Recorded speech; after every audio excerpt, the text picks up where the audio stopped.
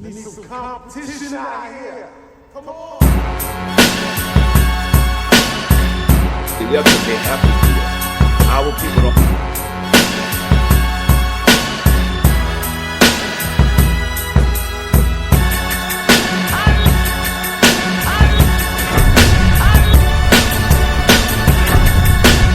Alright, man, rapper Fabolous put up this video right here. Now, you're probably asking yourself, what the heck is this? So, Fabolous puts this video up and he puts a post underneath and he's put, yesterday afternoon, a DoorDash delivery guy bringing in orders to someone else in New Jersey decided to steal me and my son's sneakers and clothes out of my car.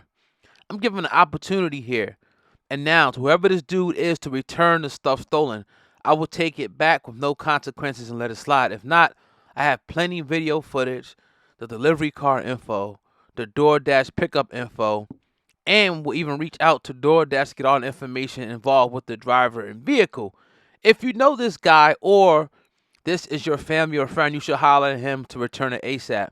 You can DM me, and this will be handled and left as a mistake or opportunity. The consequence of not returning me and my kids' stuff now is police, and DoorDash will be contacted, and this guy is going to end up in jail for robbery. In hindsight, spending years in jail for a few pair of sneakers and 2 jackets isn't worth it. Hope you can realize that, or someone who cares can, right? Now hit my DM if you know this guy or have any information. Hit my DM to set up to return the stuff. Now, okay, let's look at this. First and foremost, this is disgusting, right? And Fab, I don't know where you live in Jersey, bro, but you can't be leaving your doors unlocked, fam.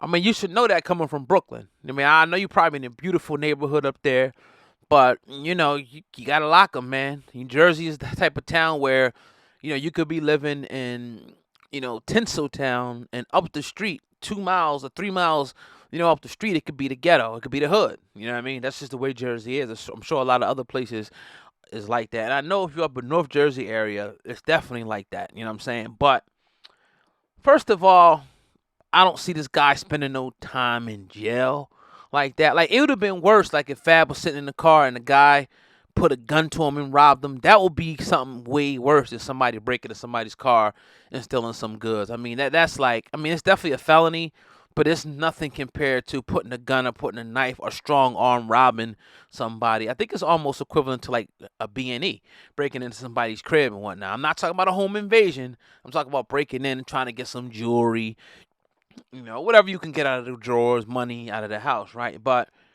this is the time that we're living in. This dude was probably, you know, working, doing whatever he was doing. He seen that the car was open. He looked in there and said, I'm going to snatch this stuff. It's probably some rich people that don't care or don't know. But one thing about rich people and anybody who's smart, they got surveillance footage. They got surveillance. They got cameras.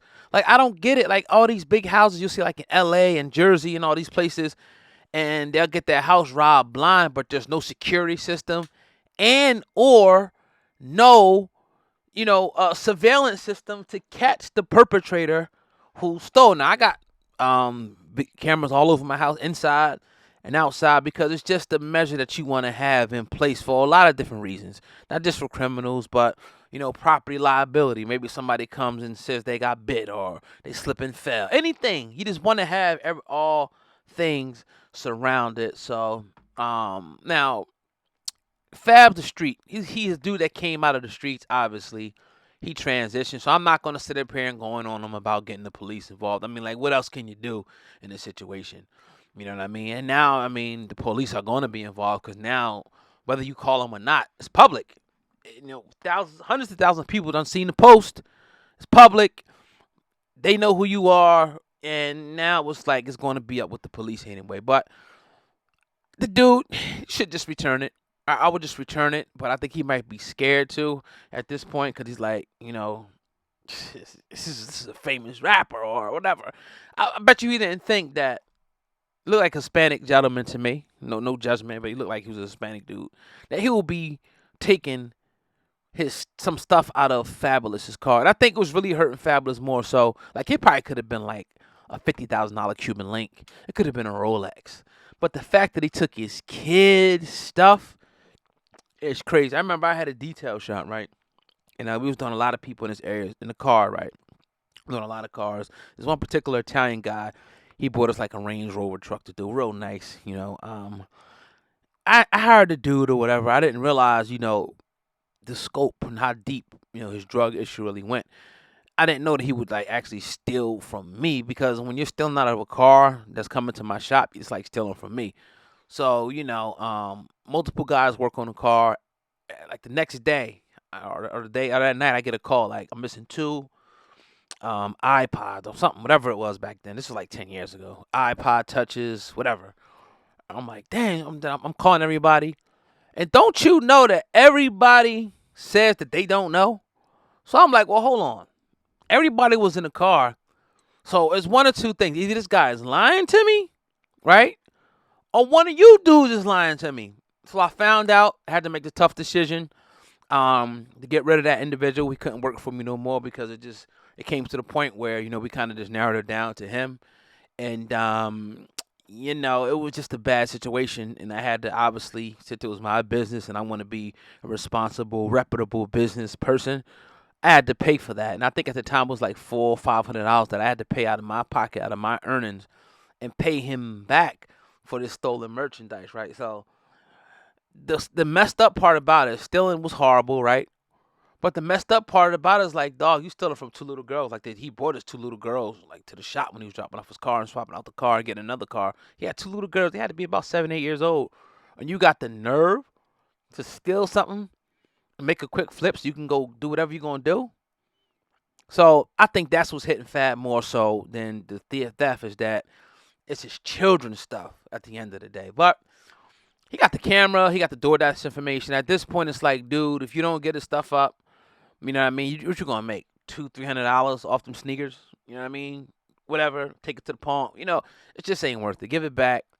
Avoid prosecution. Because, you know, speaking for somebody who, you know, had a record, but got my record, you know, expunged, it hinders you, man. You can't get a job that you want to get. You know what I mean? It's just so many opportunities are cut off when you get felonies, and you don't realize it until like every application you try to put in for a job. You know, have you been convicted? And you don't even want to go through the process. So at a point in time, you just stop doing it. And you know, this will kind of let me hear like, yo, I'm just gonna have to just come up with something that I could do on my own.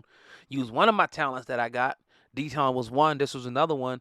And really push this thing, and then here I am, you know, today able to employ other people and give other people opportunity to chase their dreams. Nothing better than that. But I'm just saying, like, you want to just make sure you're clear. And now I'm like, yo, I can always fall back now. If anything would ever happen, I can go get one of those jobs that I could never get before, you know, worst come to worst. Not that I would ever want to work for anybody again, but you guys get the point. But man, it's your brother, old guy, man. Leave a comment. What do you guys think about this? Fabulous putting this information out there. Also, make sure you guys share the video as always, and make sure you guys are subscribed, man. It takes a quick split second to hit that subscribe button. Make sure you do so real quick. Subscribe to Hip Hop News Uncensored, and make sure you share it. You can share it on Twitter.